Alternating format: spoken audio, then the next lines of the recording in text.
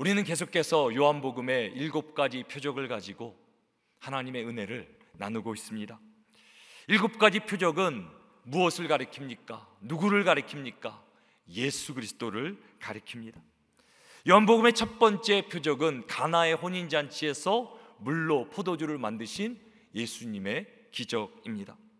첫 번째 기적은 본질의 변화를 일으키는 사건으로 예수님께서 창조주 하나님 되심을 우리 가운데 나타냅니다. 죄로 죽었던 우리도 예수님 안에서 본질이 변하여 하나님의 자녀가 되어 기쁨이 충만한 삶을 누리게 됩니다. 두 번째 표적은 왕의 신하에 죽어가는 아들이 치유받는 표적입니다. 두 번째 기적은 육신의 회복을 넘어 영원한 생명을 주시는 예수님을 나타냅니다.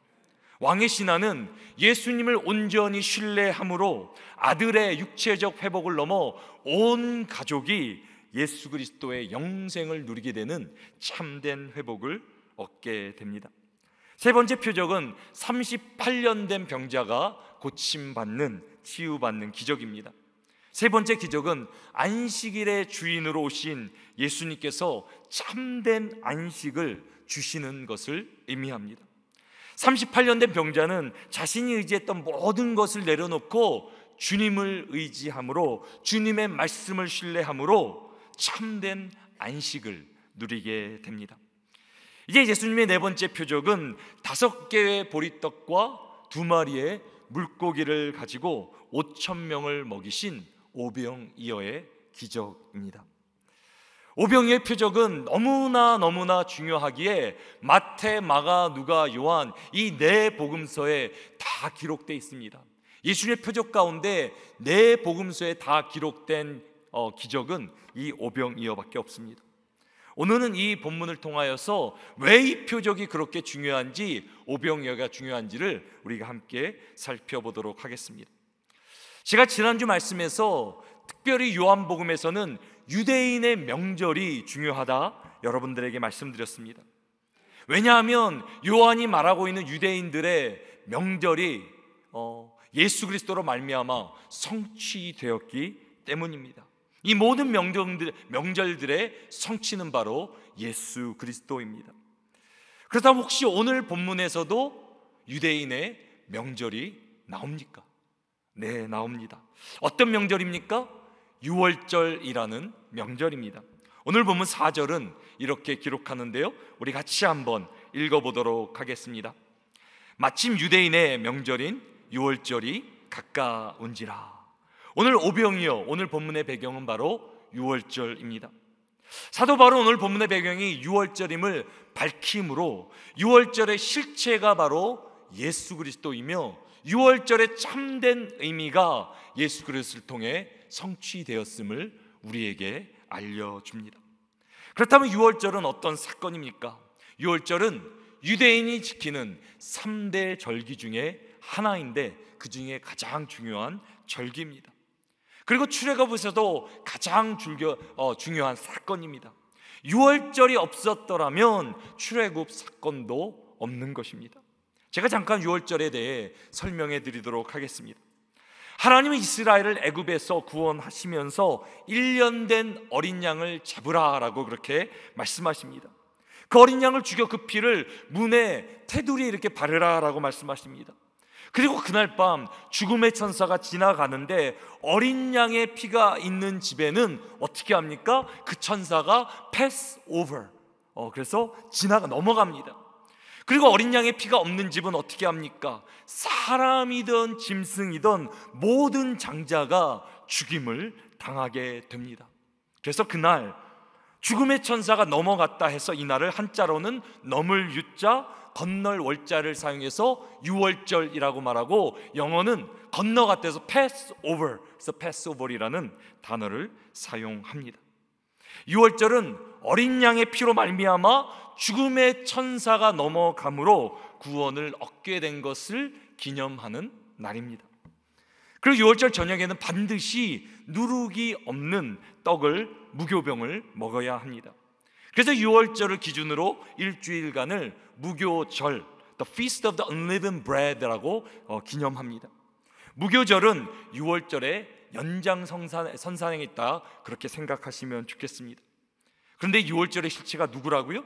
바로 예수 그리스도가 이 6월절의 실체라고 말합니다. 6월절의 어린 양, 바로 십자가에서 우리의 죄를 대속하시고 죽으신 예수 그리스도를 상징하고, 누룩 없는 떡은 아무런 죄가 없으신 순결하신 예수 그리스도를 의미합니다. 6월절 어린 양의 피로 죽음의 천사가 넘어가고 누룩 없는 떡을 먹음으로 그들이 생명을 부지한 것처럼, 오직 예수 그리스도의 십자가를 통해 심판이 우리를 넘어가고 생명의 떡 대신 예수 그리스도로 말미암아 우리가 생명을, 영생을 얻게 되는 것입니다. 그래서 예수님은 6월절의 실체 되시고 6월절의 참된 의미를 성취하시는 분이십니다. 요한복음의 네 번째 표적, 우리가 지금 보고 있는 그 표적이 가리키는 예수님은 누구십니까? 예수님은 6월절의 어린 양 되시며 영원한 생명의 양식이 되시는 분입니다. 그렇다면 예수 그리스도가 성취하시려는 하나님 나라는 어떤 나라이겠습니까? 바로 영원한 생명을 주시는 영원한 생명의 나라입니다. 이것이 오늘 우리가 기억해야 될 말씀의 키포인트입니다. 우리 말씀의 키포인트 함께 믿음으로 선포하겠습니다. 하나님 나라는 영원한 생명의 나라입니다. 오늘 말씀을 전하는 저의 간절한 소망과 기도는 이것입니다. 우리 모두가 6월절에 성취되신 예수 그리스도, 생명의 떡 되신 예수 그리스도를 믿고 그 영생을 누리게 되는 것입니다. 저는 우리 모두가 한 사람도 빠짐없이 예수 그리스도를 믿고 주님이 주시는 그 영생을 누리게 되기를 주님의 이름으로 축원합니다. 오병이어 사건은 6월절을 배경으로 하고 6월절에 성취되시는 예수 그리스도를 나타내는 사건입니다. 이제 이 배경을 가지고 조금 더 구체적으로 우리는 예수님에 관한 세 가지를 살펴보려고 합니다. 먼저 예수님은 우리 삶의 양식을 주시는 분입니다. 이것이 오늘 우리가 붙잡아야 될 첫 번째 말씀의 포인트입니다. 첫 번째 포인트, 우리 같이 믿음으로 고백하십니다. 예수님은 우리 삶의 양식을 주십니다. 오늘 본문 1절에서 3절은 이렇게 시작합니다. 그 후에 예수께서 디베랴의 갈릴리 바다 건너편으로 가심에 큰 무리가 따르니 이는 병자들에게 행하시는 표적을 보았음이러라. 예수께서 산에 오르사 제자들과 함께 거기 앉으시니. 오늘 본문은 어떻게 시작합니까? 그 후에 예수께서. 여기 그 후라는 말은 무엇을 의미합니까? 요한복음 5장에 나오는 38년 된 병자를 고치신 베데스다 못의 표적을 의미합니다.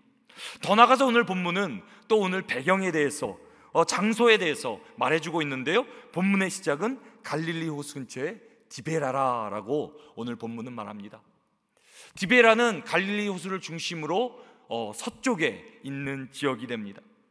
그리고 당시 디베랴 인근의 갈릴리 바다는 큰 전체가 갈릴리 바다고요, 디베랴 쪽에서 보이는 갈릴리 바다를 디베랴 바다라고 그렇게 부릅니다.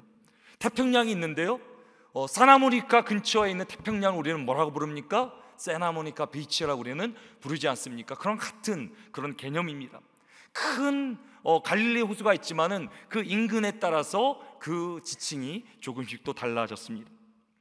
예수님은 예루살렘에서 38년 된 병자를 고치신 후에 갈릴리 지역에 돌아오셔서도 계속해서 병자들을 고치는 표적을 보여주십니다. 그리고 그 표적으로 인해 예수님이 소문이 나고 많은 무리들이 예수님께로 몰려오게 됩니다.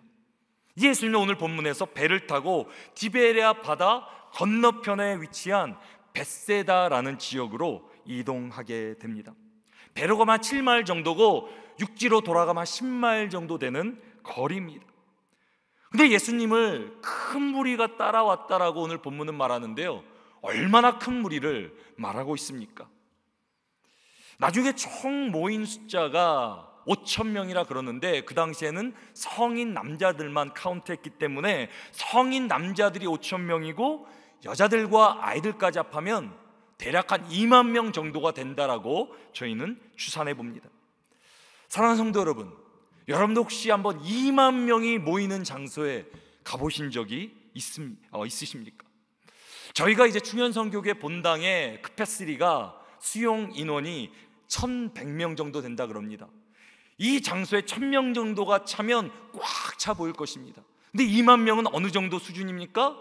이 본당이 20개가 이렇게 연결되어 있으면 2만 명의 숫자가 모이는 것입니다. 어마어마한 숫자입니다. 제가 여러분들의 이해를 돕기 위해서 2만 명이 모여있는 사진 하나를 보여드리도록 하겠습니다. 이 경기장은 영국의 런던에 있는 O2 경기장입니다. 이 수용 인원이 딱 2만 명이에요. 여기 사람이 가득 차게 되면 2만 명이 모이게 됩니다. 어마어마하지 않습니까? 이런 인파, 어마어마한 인파가 사람들이 예수님을 계속 쫓아다니고 있는 것입니다. 그리고 2만 명이나 엄청난 무리가 지금 예수님을 따라 벳세다 지역의 한 광야에 이렇게 모여 있습니다. 오늘 본문에 기록하는 오병이어의 사건은 절대로 우연으로 일어난 사건이 아닙니다. 예수님의 사역에는, 예수님의 행보에는 우연이란 없습니다. 모든 것이 하나님의 뜻대로, 하나님의 여정표, 시간표대로 이루어지고 있는 것입니다. 사랑하는 성도 여러분, 오늘 본문을 잘 한번 생각해 보시기 바랍니다. 큰 무리가 예수님과 함께 바다를 건넜습니다. 그리고 2만 명이라는 어마어마한 그런 사람이 예수님과 함께 광야에 모여 있습니다. 오늘 본문은 구약의 어떤 장면을 연상시켜 줍니다. 어떤 장면입니까? 광야의 이스라엘입니다. 6월절 사건 이후 모세는 이스라엘과 함께 홍해를 건너게 됩니다. 그리고 어디로 나아갑니까? 하나님께서 인도하시는 광야로 나아가게 됩니다. 마찬가지로 오늘 본문의 예수님도 큰 무리와 함께 바다를 건너시고 광야로 나아갑니다. 더 나아가 모세가 광야에서 어디로 올라갑니까? 시내산을 올라가게 됩니다. 예수님도 오늘 본문에서 광야에서 산에 올라가셨다라고 기록합니다. 구약의 출애굽 사건이 똑같이 오늘 본문에서 재현된 것입니다. 오늘 본문의 오병이어 사건은 유대인들에게 너무 중요한 사건입니다. 왜냐하면 그들이 가장 존경하고 가장 추대하는 모세라는 그런 인물, 역사의 지도자가 이런 마지막 예언을 남겼기 때문입니다. 그것은 신명기 18장 15절입니다. 우리 같이 한번 읽어보도록 하겠습니다. 내 하나님 여호와께서 너희 가운데 내 형제 중에서 너를 위하여 나와 같은 선지자 하나를 일으키시리니 너희는 그의 말을 들을지니라. 모세가 한 예언이 무엇입니까? 마지막 때 말세에 하나님께서 너희 중에서 나 같은 선지자를 세우겠다라는 것입니다. 그리고 그 선지자가 누구입니까? 인류의 모든 구원을 이룰, 하나님 나라의 회복의 성취를 이룰 메시아입니다. 근데 사도 요한은 뭐라고 말하고 있는 것입니까? 그 모세와 같은 선지자, 모세가 예언한 선지자가 바로 예수 그리스도라고 오늘 본문에 말하고 있는 것입니다. 예수님은 오늘 모여있는, 광야에 모여있는 무리들을 보면서 어떻게 반응하십니까? 그들을 불쌍히, 긍휼히 여기십니다. 마태복음에서는 자신을 따라온 큰 무리들을 보시고 불쌍히 여기사 그들의 병을 고쳐주셨다고 기록합니다. 마가복음에서도 큰 무리를 보시고 목자 없는 양들, 고아 같은 그들을 불쌍히 여겨주시며 그들에게 여러 가지로 가르쳐 주셨다. 하나님 나라의 말씀으로, 하나님 말씀의 진리로 그들을 가르치셨다라고 전합니다. 이제 예수님은 자신을 따라온 큰 무리가 배고파 굶주려 있는 모습을 보게 됩니다. 그리고 예수님은 빌립에게 오늘 본문 5절에서 이렇게 물어보십니다. 오늘 본문은 요한복음 6장 5절 말씀 같이 읽어보도록 하겠습니다. 예수께서 눈을 들어 큰 무리가 자기에게로 오는 것을 보시고 빌립에게 이르시되 우리가 어디서 떡을 사서 이 사람들을 먹이겠느냐 하시니. 예수님 왜 제자들 가운데 빌립에게 물어보십니까? 왜냐하면 빌립은 벳세다 그 지역에 살았던 그 지역 출신이기 때문입니다. 제자들 중에 베드로와 안드레와 빌립이 벳세다 지역 출신이었습니다. 예수님 벳세다 지역을 잘 아니 훤히 들여다보고 있는 빌립에게 근처에 어떤 식당이 있느냐라고 물어보시는 것입니다. 근데 예수님의 질문 자체가 사실 황당한 질문입니다. 지금 이들이 있는 곳은 도시에서 멀리 떨어진 광야에 있습니다. 그리고 그 근처에 식당이 있다 하더라도 어떻게 2만 명을 먹일 수 있는 떡을 구할 수 있습니까? 말이 안 되는 질문입니다. 그래서 빌립은 어떻게 예수님의 질문에 대답합니까? 6장 7절에 이렇게 말합니다. 빌립이 대답하되 각 사람으로 조금씩 받게 할지라도 200데나리온의 떡이 부족하다. 여기 있는 2만 명의 떡을 조금씩만 주어도 2만 불어치의 떡을 사도 부족할 것이라고 예수님에게 말합니다. 불가능한 일입니다. 할 수 없다라는 말입니다. 그래서 옆에 있던 또 다른 벳세다 출신의 제자 안드레가 오늘 본문 9절에서 이렇게 말합니다. 여기 한 아이가 있어 보리떡 5개와 물고기 2마리를 가지고 있나이다. 그러나 그것이 이 많은 사람들에게 얼마나 되겠사옵나이까. 여기서 우리가 잘 아는 오병이어, 보리떡 5개와 물고기 2마리가 등장합니다. 우리가 상상하는 것처럼 때로는 엄청난 크기의 떡과 그런 이렇게 연어 같은 그런 고등어 같은 고기가 아닙니다. 한 아이가 먹기도 버거운 작은 보리떡. 그 당시에 보리떡이란 떡 중에서 가장 가난한 사람이 먹었던 떡입니다. 때로는 그 보리떡을 짐승의 사료로 주었다라고 기록에 되어 있습니다. 그래서 가난한 사람이 먹었던 보리떡 5개, 그리고 멸치같이 말라 비틀어진 생선 2개.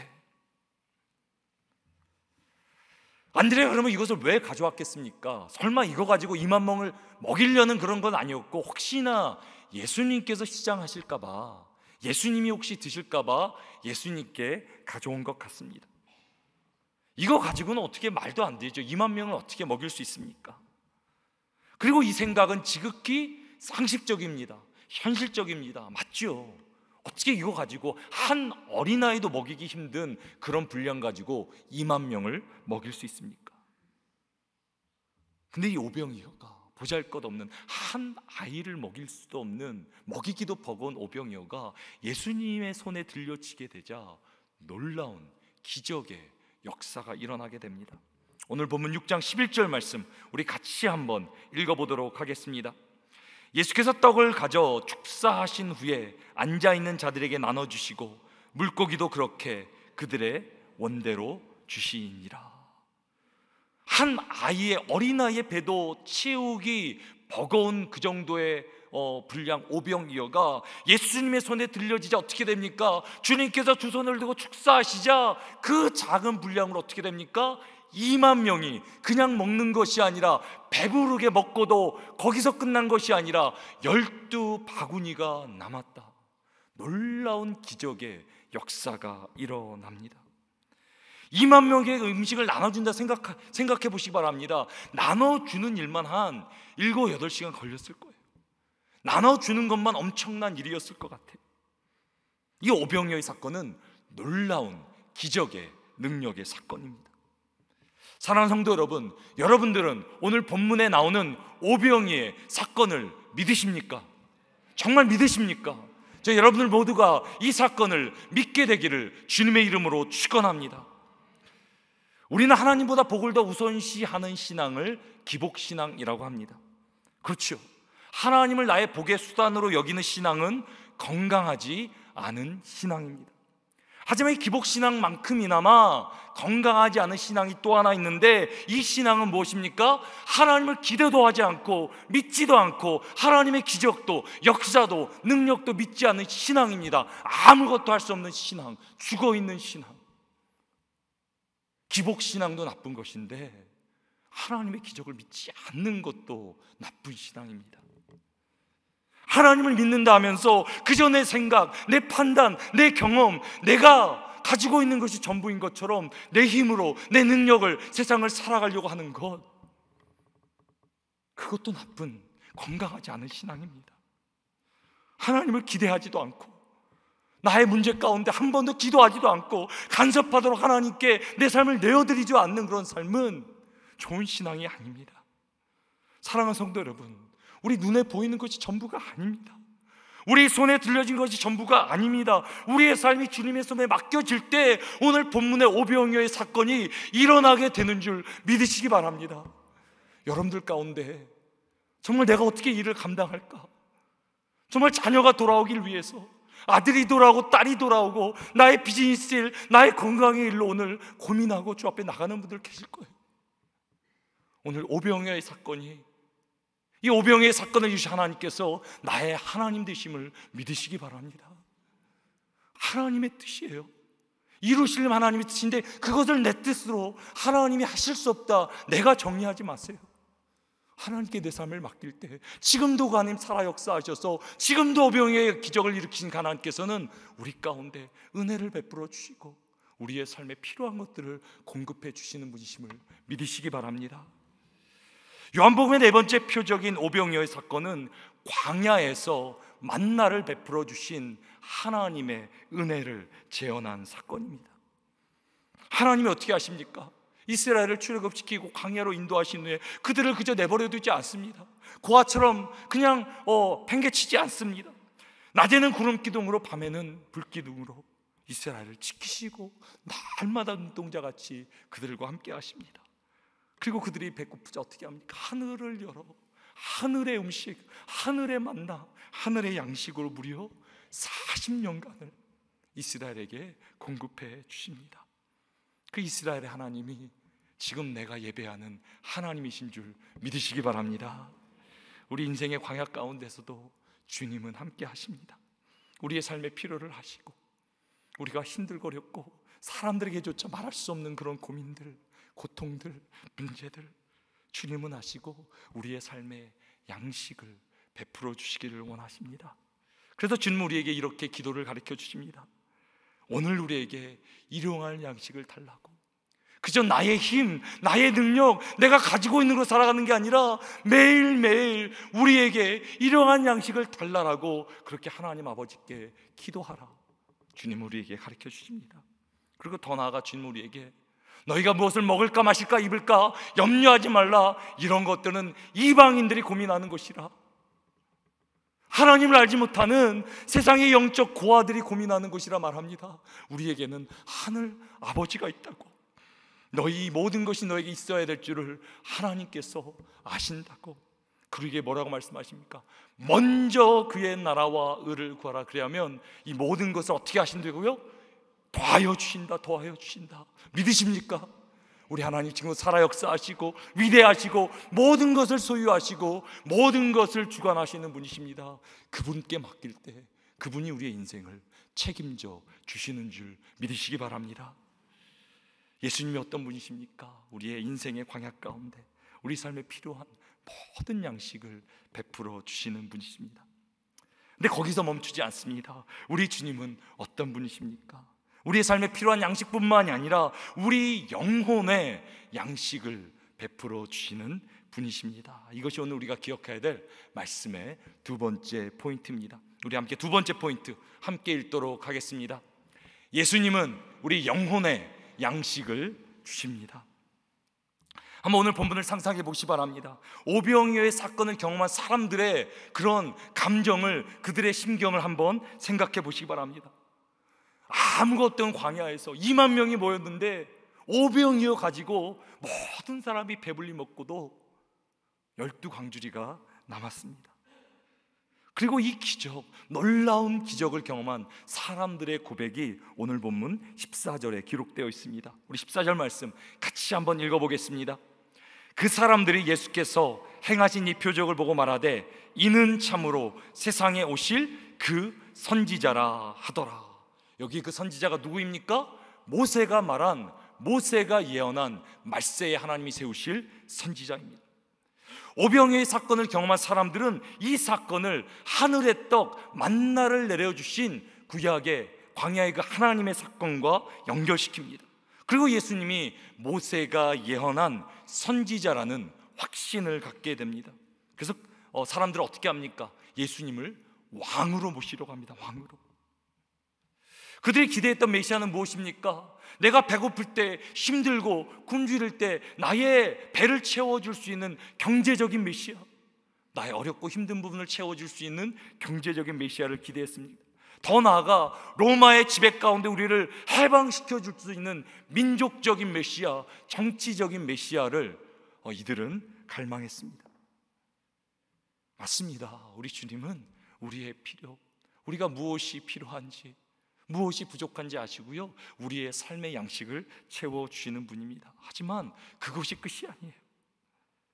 예수님께서 이 땅에 오신 궁극적인 목적이 이유가 있어요. 그것은 그저 우리의 육체적인 것을 채워주시는 것이 아니라 우리 가운데 우리 영혼의 양식, 영원한 생명, 영생을 주시기 위해 우리 주님은 이 땅에 오셨습니다. 하지만 오병이의 표적을 경험한 사람들은 그 표적을 보고도 예수님이 영원한 생명, 영생의 떡임을 깨달지 못했습니다. 그래서 예수님은 요한복음 6장 26절에서 이렇게 말씀하십니다. 예수께서 대답하여 이르시되 내가 진실로 진실로 너에게 이르노니 너희가 나를 찾는 것은 표적을 본 까닭이 아니요 떡을 먹고 배부른 까닭이로다.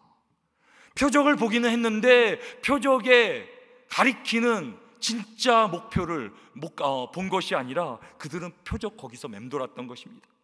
표적이 가리키는 궁극적인 최종 목표를 보지 못하고 표적에 머물러 있는데요, 오병이어의 표적의 최종 목표는 누구입니까? 예수 그리스도, 예수 그리스도. 6월절의 무교병도, 하늘의 만나도, 오늘 본문에 나오는 오병이어도 결국 누구를 향하고 있습니까? 예수 그리스도, 예수 그리스도. 영원한 생명의 떡 대신 예수 그리스도를 향하고 있는 것입니다. 예수 그리스도가 누구십니까? 예수 그리스도는 우리 생명의 떡 되시는 분이십니다. 이것은 우리가 기억해야 될 가장 중요한 마지막 세 번째 포인트입니다. 우리 함께 마지막 포인트 같이 읽어보겠습니다. 예수님이 우리 생명의 떡이십니다. 이제 요한복음 6장 47절에서 50절까지 예수님의 말씀을 우리 같이 한번 읽어보도록 하겠습니다. 진실로 진실로 너에게 이르노니 영생을 가졌나니 내가 곧 생명의 떡이니라. 너희 조상들은 광야에서 만나를 먹었어도 죽었거니와 이는 하늘에서 내려오는 떡이니 사람으로 하여금 먹고 죽지 아니하게 하는 것이니라. 주님이 이렇게 말씀하시는 거예요. 자기를 따라오는 그런 모든 무리를 향해서 너희의 조상들, 이스라엘 조상들은 하늘의 만나를 먹고도 죽었다. 아니, 유월절에 무교 병을 먹고도 죽었다. 그리고 이 오병이어를 먹더라도 이를 통해서 수많은 사람들이 배를 채웠더라도 그 사람들도 결국 죽음을 경험하게 될 것이다. 그러나 너희에게 영원한 생명을 주는 떡이 있다. 그 생명의 떡이 누구십니까? 예수 그리스도, 예수 그리스도. 그래서 예수 그리스도는 무교병과 오병이어 그리고 하늘의 만나의 실제적인 근본 되십니다. 생명의 떡 되신 예수 그리스도를 우리도 먹어야 우리도 영원한 생명을 얻을 수 있다라고 주님은 말씀하십니다. 그렇다면 예수 그리스도를 먹는다는 의미는 무엇입니까? 여러분들 요한복음 1장 1절을 기억하십니까? 제가 몇 주 전에 이렇게 암송했던 그런 구절인데요, 요한복음 1장 1절이 이렇게 말합니다. 태초에 말씀이 계시니라. 그 말씀이 하나님과 함께 계셨으니 이 말씀은 곧 하나님이시라. 근데 이제 요한복음 뭐라고 말하니까 이 말씀이 육신이 되어 우리 안에 거하게 되었다라고 말합니다. 이 말씀이 누구입니까? 예수 그리스도, 예수 그리스도. 그래서 말씀을 먹어야, 예수님을 먹어야 우리는 영원한 생명을 누리게 됩니다. 우리가 보통 말씀을 공부하고 믿는다, 예수님 믿는다라는 표현을 하는데요, 이 먹는 거라는 것은 가장 믿는 거에 직설적이고 가장 적나라한 표현입니다. 우리가 음식을 먹으면 어떻게 됩니까? 그 음식이 우리 안에 들어 내가 되지 않습니까? 살이 되고 피가 되고 나의 생명이 되지 않습니까? 그래서 말씀은 뭐 하는 거예요? 그저 공부하고 우리가 생각하는 게 아니라 그 말씀을 먹는 거예요. 먹는 거. 내 것이 되게 하는 거예요. 그 말씀이 나의 피가 되고 살이 되고 생명이 되어 나의 영원한 생명으로 이루며 사는 것, 그것이 예수님을 먹는다라는 의미가 되는 것입니다. 그리고 하나님께서는 우리가 이 영원한 생명을 누리게 하기 위해서 때로 광야라는 그런 고난을 우리 가운데 허락하십니다. 신명기 8장 3절은 이렇게 기록합니다. 우리 함께 한번 읽도록 하겠습니다. 너를 낮추시며 너를 줄이게 하시며 또 너를 알지 못하며 내 조상들도 알지 못하던 만나를 내게 먹이신 것은 사람의 떡으로만 사는 것이 아니요 여호와 입에서 나오는 모든 말씀으로 사는 줄을 내가 알게 하려 하심이니라. 사랑하는 성도 여러분, 혹시 여러분들 가운데 인생의 고난을 경험하고 계십니까? 나에게 왜 이런 고난이 일어났나? 왜 이렇게 힘들고 어려운 일이 있나? 혹시 마음 가운데 고민되시는 분들 계십니까? 오늘 말씀은 뭐라고 하고 있습니까? 고난은 저주가 아니라 고난은 목적이 있다라고 말합니다. 고난의 목적이 무엇입니까? 우리의 삶이 떡으로 사는 것이 아니라 여호와의 입에서 나오는 말씀으로 살게 함을 알기 위해서 때로 우리를 광야 가운데 몰아가신다. 인생의 광야를 허락하신다. 오늘 말씀 우리에게 가르쳐 줍니다. 때로는 너를 낮추시며 너를 줄이게 하시며, 우리가 때로는 죽을 것 같고 인생에 살 수 없을 것 같은데 그때도 말씀 붙들면 어떻게 됩니까? 하늘의 만나, 내가 알지 못하는 방법, 하나님의 능력이 나를 붙들고 계시는 것입니다. 그래서 내가 광야 생활 가운데 혼자 걸어가는 것이 아니라 하나님께서 나와 함께 하시는구나, 하나님께서 나를 공급해 주시는구나, 하나님께서 하늘을 여시고 만나를 나에게 베풀어 주시는구나, 그것을 경험하는 것, 하나님의 말씀을 경험하는 것, 그저 내가 먹고 사는 걸로 사는 것이 아니라 여호와의 입에서 나온 말씀으로 살아감을 깨닫게 되는 것, 그것이 바로 광야의 목적이라고 말합니다. 그래서 광야라는 히브리어 어근은 말씀이라는 단어와 똑같습니다. 광야는 말씀을 발견하는 곳입니다. 우리 하나님은 우리를 사랑하시고 가장 좋은 것을 주기를 원하시죠. 우리가 필요할 때, 어려울 때, 부족할 때 채워주시기 원하시죠. 그러나 그저 눈에 보이고 썩어지고 없어질 것이 아니라 영원한 생명을 주시기를 원하시는 줄 믿으시기 바랍니다. 우리가 이 땅에 아무리 먹어도 허기지고 아무리 채워도 영원히 살 수 있겠습니까? 그러나 영원한 생명이 있다라는 거예요. 하나님 우리 가운데 영혼의 양식, 영생을 주시기를 원하십니다.